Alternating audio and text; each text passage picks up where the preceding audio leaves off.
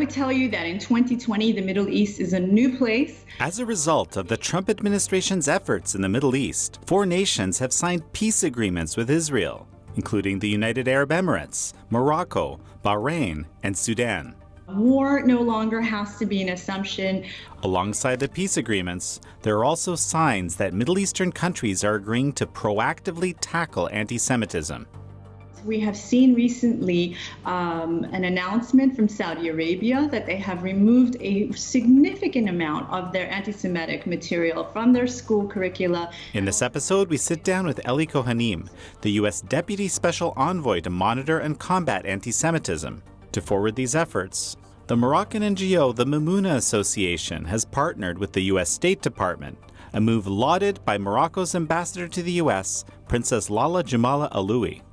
This is American Thought Leaders, and I'm Jan Jekielek. Eli Kohanim, such a pleasure to have you on American Thought Leaders. It's a pleasure to be here with you, Jan. Eli, and I want to make sure I get this right because it's a long title, the U.S. Deputy Special Envoy to Monitor and Combat Anti-Semitism. Of course, the important thing is that you focus specifically on monitoring and combating anti-Semitism out of the office that you work out of in the State Department. And, you guys have this frankly, really, really good news that I've been reading about, which is basically this memorandum of understanding with a Moroccan NGO about combating anti-Semitism. Why don't you tell me about what's going on? Well, Jan, again, it's such a pleasure to join you, and it is our breaking news today. We just signed a memorandum of understanding with Morocco's association Mamouna. So the MOU brings into partnership the U.S. State Department and our office specifically, the Office to Monitor and Combat Anti-Semitism, and Association Mamouna. And I'll tell you what's extraordinary about Association Mamouna first. They were a group of college students, Moroccan Muslim students, who organically were interested in the history of Jews in Morocco. And so these students got together and they started to just study the very long history of Moroccan Jewry, which actually dates back to antiquity. And they went on to then gain interest in Holocaust issues and created the very first Arabic language Holocaust curriculum. So that's Association Mamouna, and we could not be prouder. There's no NGO in Morocco that we would be prouder to be in partnership with than them. And so what is the impact of this partnership? And I'm actually going to ask you momentarily about kind of the broader context of what's happening. Well, I'll tell you, this partnership is groundbreaking in the sense that the MOU agreement language includes a commitment to combating anti-Semitism together, also combating anti-Zionism and Islamophobia. So those are really the challenges that extremists and those who promote hate present to both the United States, to Morocco, and really to the world community. These are global issues. And the MOU, again, is groundbreaking in the sense that we really confront these issues head on, and a partnership that's historic because it's never existed before. To show the Kingdom of Morocco's commitment to fighting anti-Semitism in this way. So, of course, this is an extension of the Abraham Accords, these agreements signed with 4 countries now and Israel. I think there's a few more in the works that the U.S. has played a major role in brokering. Exactly right, Jan. I think that one of the Trump administration's most historic and proud achievements is indeed the Abraham Accords. Our administration brokered 4 peace agreements within 4 months between Israel and her Arab neighbors and Sudan, of course. And I would tell you that in 2020, the Middle East is a new place. The prospects for generations of young children and and young people to grow up in this new Middle East where war no longer has to be an assumption, violence and hatred, terrorism, all of those forces have really been quelled by the Trump administration in bringing together this new alliance of Sunni Gulf states and the state of Israel, and of course, again, Morocco, Sudan. So you've got, like I said, a new Middle East, a new reality, and it's a very hopeful reality. Now, with the signing of the Abraham Accords, what we saw with the United Arab Emirates, with Bahrain, with Morocco and Sudan, is really a natural correlation of a decrease in anti-Semitism with normalization of ties with the Jewish state of Israel. And so again, that's why our MOU today is historic, and it is indeed a part of the Abraham Accords efforts. Jan, you know what I saw when I visited the Emirates recently, I was just in the Gulf in Hanukkah, and there were 3 Friday night Shabbat services and Hanukkah candle lighting ceremonies in Dubai when I was there, and I was really honored to participate in that. And then on Saturday night, there was a loud Jewish music concert and Hanukkah candle lighting at the Burj Al Khalifa in Dubai. Now, I see that you're kind of taking note of that. So any visitor to the Emirates would know that the Burj is kind of like the Times Square of the Middle East. So picture that. And I would tell you that that's the Abraham Accords. It's the public celebration of Jewish practice in the Gulf. You know, it's genuinely touching to hear that. You know, there's this whole kind of context, reality. There's countries in the region, and I think this bears mentioning, right, where even in textbooks, the literal anti-Semitism, and you know, people have been taught in the past to hate the Jewish people. You know, it's hard to imagine, you know, perhaps, you know, growing up in Canada or the United States, that would be something that would be codified in recent time, but it has been. So this is a kind of a profound shift. It's truly profound, Jan, and I'll tell you something. In our office at the State Department, what we know is that in the Middle East, anti-Semitism was institutionalized. So to your point, we found anti-Semitic, the most horrible and vile content in children's curricula in schools. There's also anti-Semitic content in the media in the Middle East, and then in mosque sermons often. So that's how the anti-Semitism is actually institutionalized in these societies. And so on the good news front, we have seen recently an announcement from Saudi Arabia that they have removed a significant amount of their anti-Semitic material from their school curricula and also their anti-Israel material. So, you know, our expectation is that there will be a huge domino effect from that.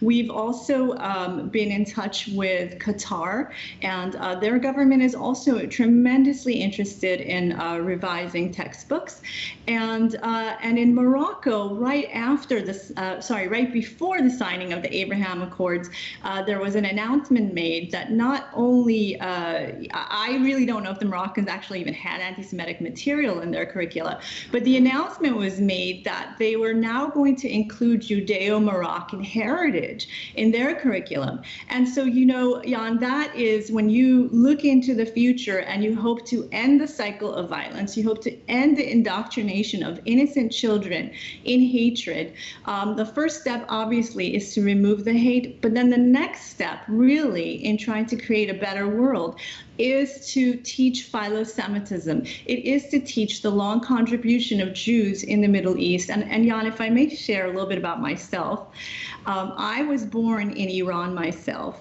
and my family and I fled with the 1979 Islamic Revolution that took place, and we found refuge in the United States, and I'm so blessed for that.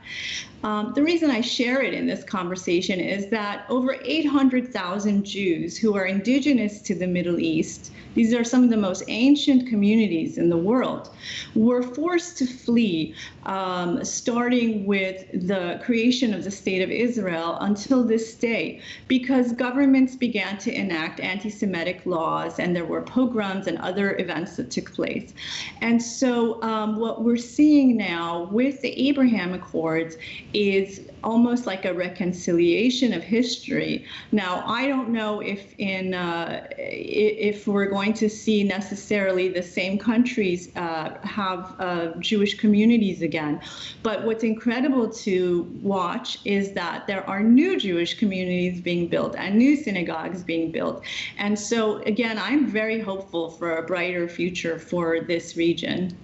You know, and I've heard that there is work being done on one of these accords with Saudi, which you mentioned, you know, moments ago.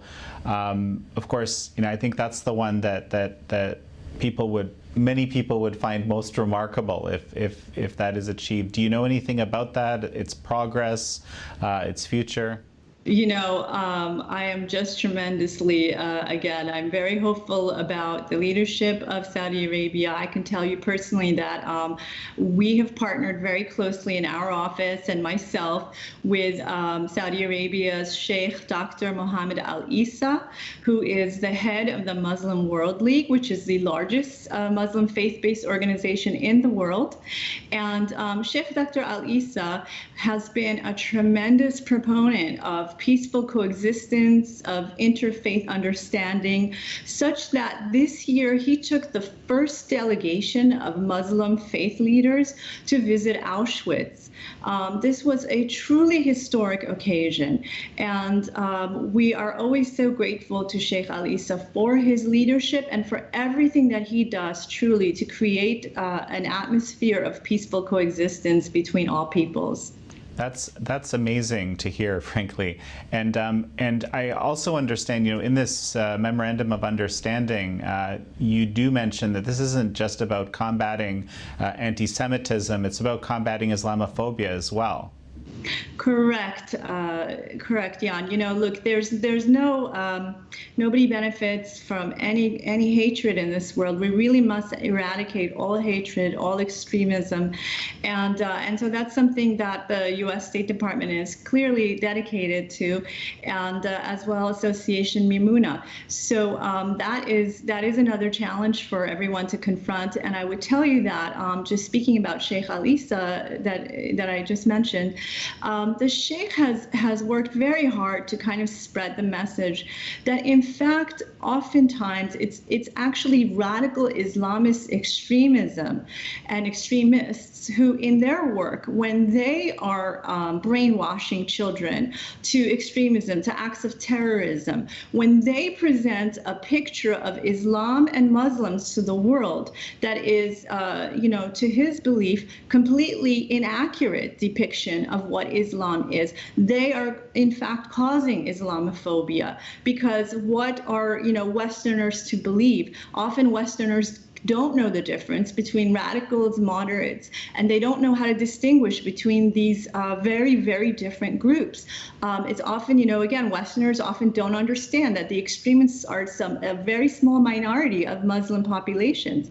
And so when it is the extremists who take the front page of newspapers and who take up all the airspace, they are in fact causing this reaction from the West. So a leader like Sheikh Al Isa is working every day to make sure that the world understands that the radical Islamist extremists speak for no one but themselves.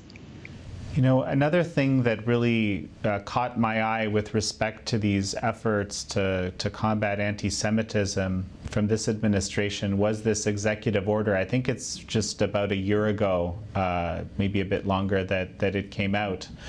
And so this was interesting because it also basically codified, or it basically took on sort of very clear guidelines of what anti-Semitism is and what it isn't. And I've always found that to be very important. Indeed, Jan. So President Trump issued the executive order combating anti-Semitism. Exactly right. It's almost a year now, a little bit over a year, December of 2019, and he announced it in the White House at the annual Hanukkah party celebration. I was honored to be there for the announcement and really to experience the joy in the room at this step that the president took. And the reason why this is so important to the American Jewish community is that the executive order, in essence, for the first time in the history of the United States, afforded Title VI protection to Jewish people. So, whereas other minorities in the U.S. have been able to receive Title VI protection previously, the American Jews never had. So that's one of the groundbreaking effects of the executive order. But the other reason why people like Alan Dershowitz said that it was a game changer is that for the first time, what it does is it gives American Jewish students legal recourse if they are in fact facing anti-Semitism on American universities. And, that has become a horrible trend, Jan, where we are seeing, in fact, Jewish students targeted because they identify with the historic homeland of the Jewish people, right? And that's the Jewish state of Israel. And so when they are being targeted, now they have legal recourse that they never had before. And I would tell you that if you go on an American college campus at a time, things like Israel Apartheid Week, you would not believe the hate and vitriol that is being thrown at our students. And so the executive order, again, for the first time, really gives American Jewish college students legal recourse that they've never had before. It also adopts the IRA definition of anti-Semitism as the guiding definition for the executive agencies who will be enforcing the executive order. Ellie, so this is actually a pretty interesting point, and I think kind of an important point. There's a lot of criticism of the policies in the state of Israel, especially when it concerns the Palestinian people.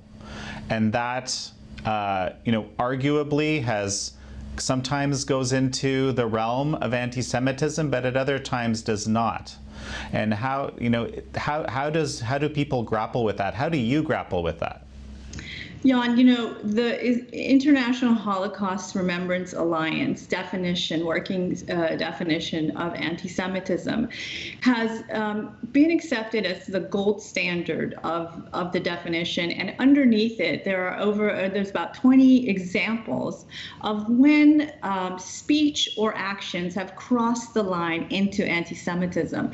And I would tell you that advocating for countries to adopt the IRA definition has been one of our office's key priorities because, Jan, we don't want there to be such a gray area of trying to understand, again, when somebody has crossed the line into anti-Semitism, it should be defined. There's no way to tackle a problem until you've defined it. And so that's what the IRA definition does. It defines it. And what you find with the IRA definition is that clearly the state of Israel's policies, government, you name it, they can be criticized just like any other country's government or policies can be criticized. Some of the examples, though, that kind of reveal when speech or has crossed the line into hate speech is the notion that, let's say, the Jewish state doesn't have a right to exist, that the Jewish people are the only people in the world who have no right to sovereignty in their ancient homeland, or comparing Israeli policy or Benjamin Netanyahu or the Israeli army to the Nazis, to the SS.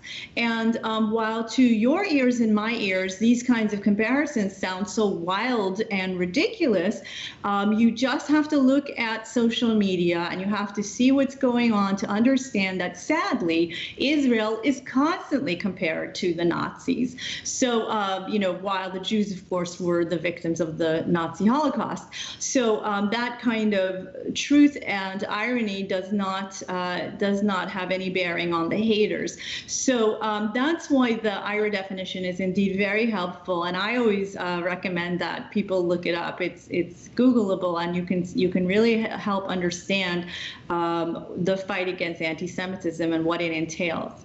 Jan, if I may say also about our administration's policy specifically, is that our administration was the first to say that anti-Zionism is indeed anti-Semitism.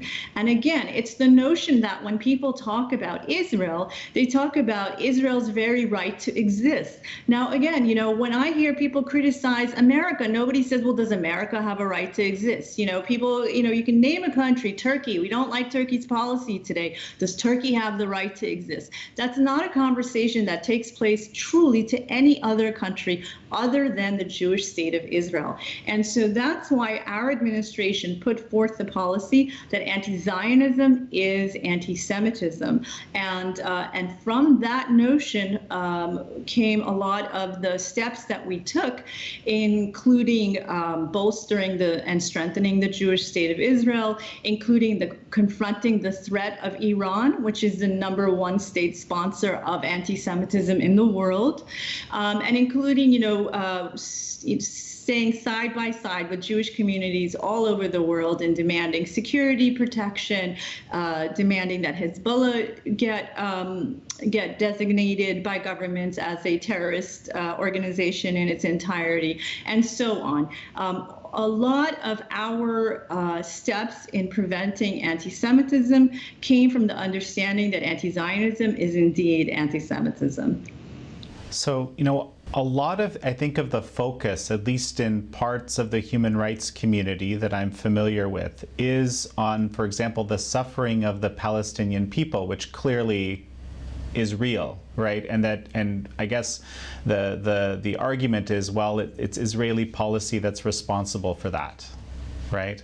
At least. So, Jan, I'll tell you something. The issue of Israel and the Palestinians, it's very complicated.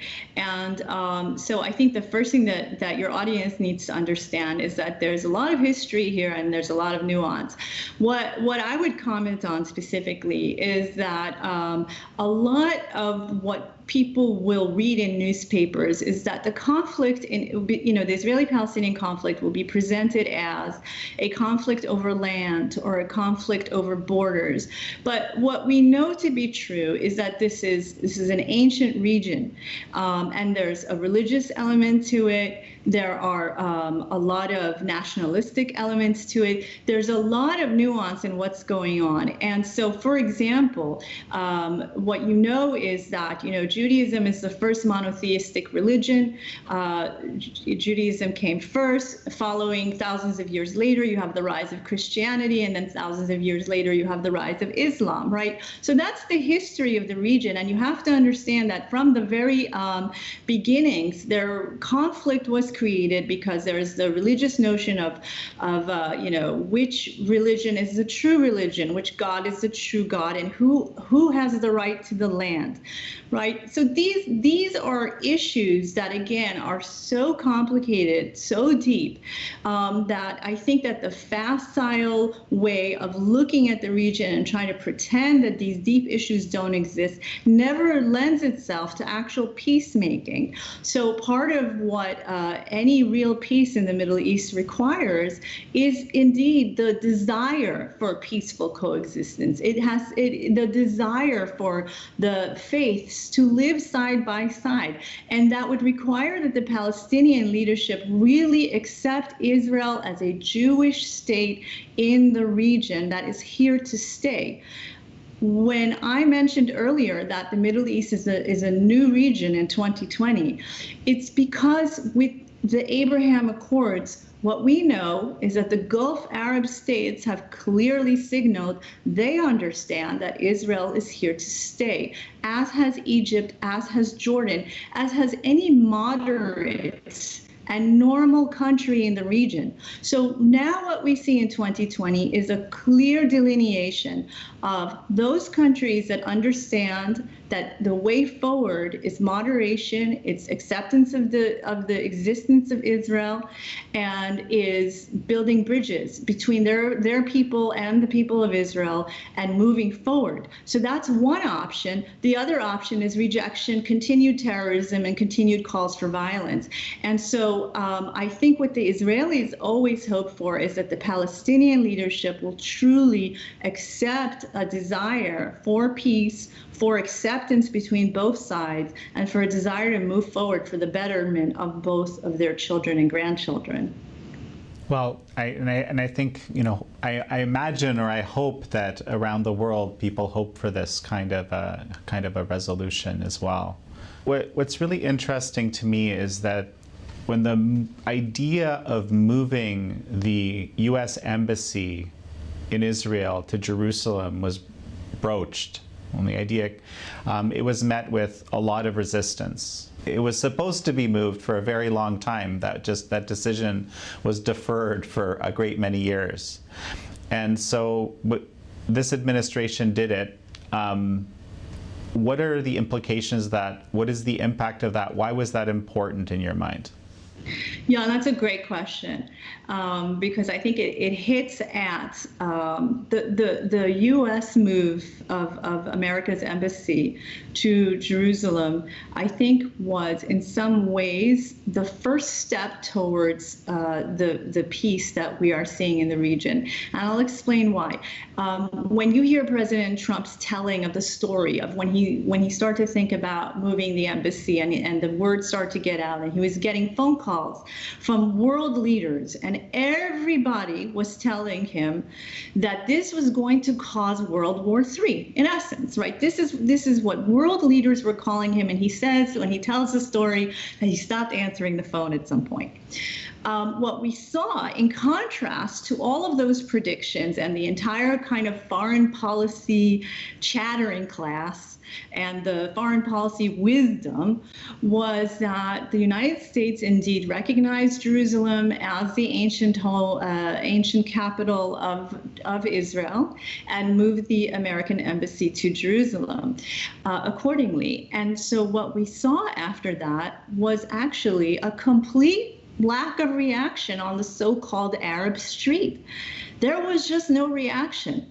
And so I think that the embassy move really proved to the world that the population of Arab countries since the Arab Spring understand that this notion that Israel is going to get scapegoated and that all the problems within their own societies is because of Israel and the Jews, right? That's just not holding water any longer with the Arab street. In fact, the Arab street has other interests, which is their own lives. They want their own prosperity. They want their own better world. And so that, so the president's move was so historic in the sense that it also showed that we're in a new paradigm. So Ellie, another, I guess, policy position of your office has been basically that the whole BDS movement, boycott, divestment, sanctions against Israel, is actually an anti-Semitic movement. And so can you actually explain that for the benefit of our viewership? Because I'm not sure that it's necessarily obvious that it's that way. Indeed. So I would say even just the very name of this movement, boycott, divest, sanction, what they aim to do really is to single out the Jewish state of Israel among all countries. And, whatever legitimate grievances anyone might have against Israel, Israel, again, is targeted in that way of having an entire movement that's dedicated to try to cause it economic pain, but also, more importantly, to try to isolate Israel. And then there's the comparison made to apartheid South Africa. Well, I'll tell you something, Jan. I have heard the victims of of apartheid come and address Jewish audiences.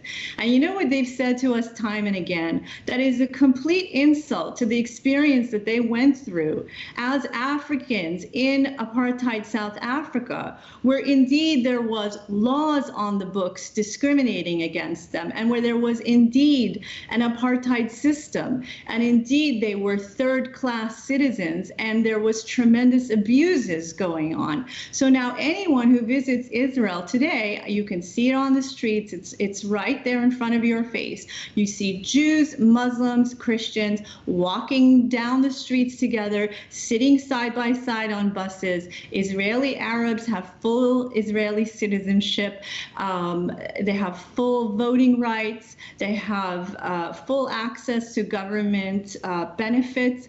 All of these things are right there in evidence when anyone visits Israel and sees it for themselves. The other thing I'll tell you is I did some graduate work at the Hebrew University of Jerusalem myself, and I saw with my eyes that there is a huge percentage of the students at the Hebrew University of Jerusalem that are Israeli Arabs.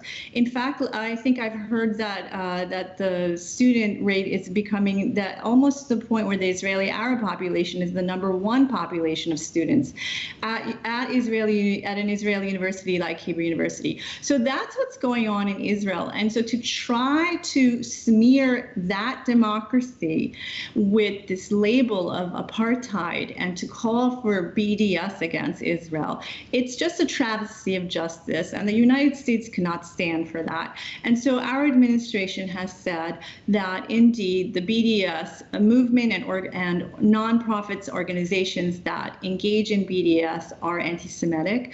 And in fact, Secretary Pompeo, on his last visit to Israel, his historic trip where he visited the Golan, announced at the time that he has asked our office to review organizations for any BDS-related activity, and we are in the midst of that review right now. So what is the reaction of the American Jewish community to all of this activity? Well, I'll tell you, Jan, the American Jewry is, I would say, divided along political lines like any other population in the United States. So that I will tell you that I think that those people who understand the value in the U.S.-Israel relationship have been very supportive of these efforts. And I think that a lot of people in the American Jewish world do understand that targeting the Jewish state of Israel is not right. It does not reflect American values. And so, again, they've been very supportive of our efforts. There's always going to be a small, I would say, far left fringe that is not supportive, Jan. And you know what? The beauty of living in the United States of America and living under democracy is having the freedom to express your opinions, whatever they might be. Well, let's talk a little bit about the realities, and I'm based in New York and in DC largely, and there has been a rise from what I know, even talking to my Orthodox family, so to speak, that lives in Crown Heights. My brother-in-law is Chabad or Lubavitcher. Basically, there has been an increase, from what I understand, in anti-Semitism in New York City. How is that happening? Why is this happening? I know it's not exactly your area. You're focused on foreign policy, but I know you've written about it before. Jan, so in terms of New York, when we came to the United States, we landed right. We went to New York, and I've grown up in New York, and so it's a place that's near and dear to my heart. And what I can tell you is that I don't think New York's Jews, which New York holds the largest Jewish population center of all the United States. So it had, when I was growing up, there was always this comfort that we had as Jews, where you see so many visible Jews, right? Orthodox Jews, men who are wearing the black hats or a yarmulke, women who are wearing very modest clothes, people wearing the necklaces of a Magen David, visibly Jewish Jews. It was something that was part of the New York landscape since forever, and such that even Woody Allen movies, right, always featured these visibly Jewish Jews of New York. That was part of the New York landscape, and and certainly there were incidents of anti-Semitism here and there. There always have been in every society. What we've seen over the last 3 years is indeed an increase to the point where there have been violent physical attacks and even murderous attacks in the New York area. And so you had last December where there was the vicious attack on a synagogue Hanukkah celebration in the home of a rabbi, where the perpetrator entered the home with a machete, and the rabbi actually just passed away recently. And prior to that, there was the supermarket attack, where members of the Black Hebrews group entered the supermarket and murdered 6 people. And so these attacks are unprecedented, and the New York Jewish community is feeling truly vulnerable right now.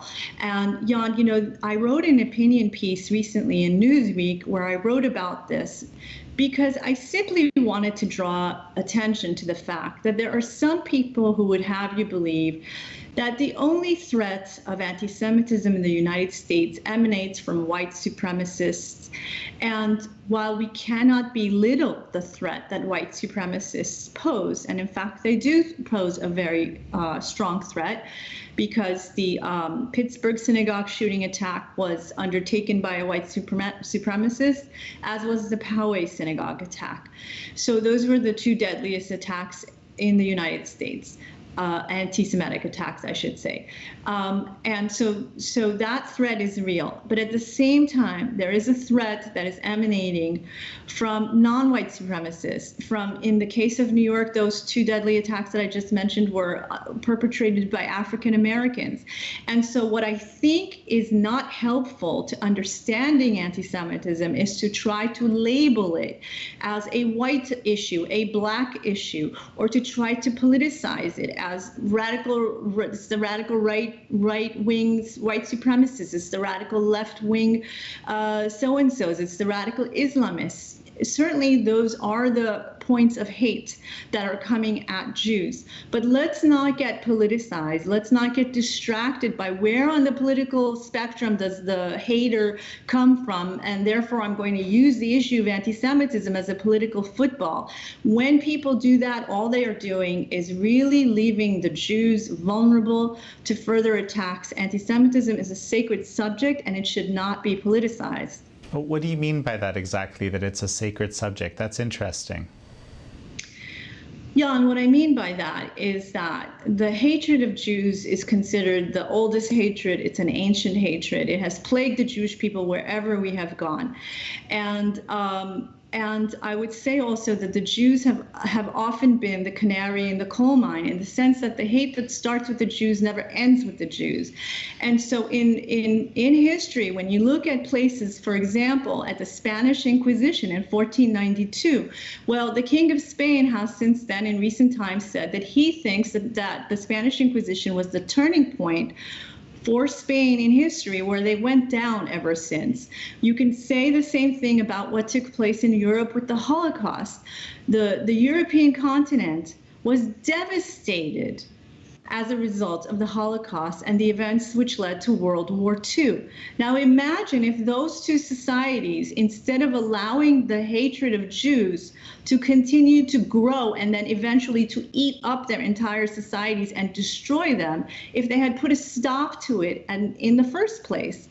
So this is the responsibility of all good people and all people of conscience. When you see the hatred being coming at Jews, not only is it the right thing to do in order to protect the local Jewish population, but it's also the right thing to do for your own society, because it never ends well for anyone.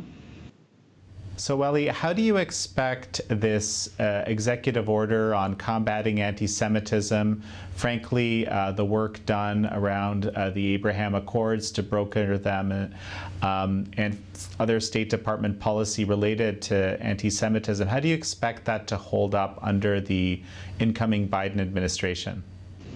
You know, I would hope that the Biden administration takes all the advances that were made under the Trump administration and moves forward with them. Again, the Middle East is a new region. There's so much hope and optimism. We're seeing a tremendous amount of people-to-people friendship activity, a lot of business activity taking place between the Gulf Arab states and between Israel. So there is only room for growth, for peace, really, in that region. And I hope the Biden administration will continue on that effort and really build their legacy in that way. And in terms of the fight against anti-Semitism, I would say that it is just very critical that people avoid politicizing the issue of anti-Semitism. We all know that unfortunately, there are anti-Semites on every end of the political spectrum. Let's not politicize the issue. Let's just fight it. Let's make sure that we're promoting peaceful coexistence. Let's make sure that we're promoting interfaith relationships, dialogue, and let's really try to work hard to leave the world a better place for all of our children and grandchildren.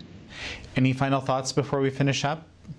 Yeah, Jan, you know, so when you're working on combating anti-Semitism, there is unfortunately a lot of dark, and so I really do try to focus on the light as well.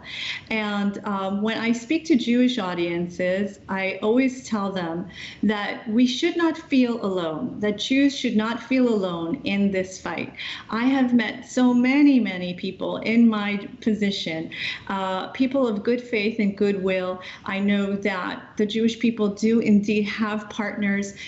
We have many, many allies with us, whether it is people from the moderate Muslim world, whether it's evangelical Christians and Christians all over the world, whether it's just people of goodwill. And so I know that we indeed have a lot of allies in this fight, and I believe strongly that the world is going to be a better place for our children and grandchildren, because ultimately the truth always wins. Ellie Kohanim, such a pleasure to have you on. Thank you, Jan. Thank you for having me.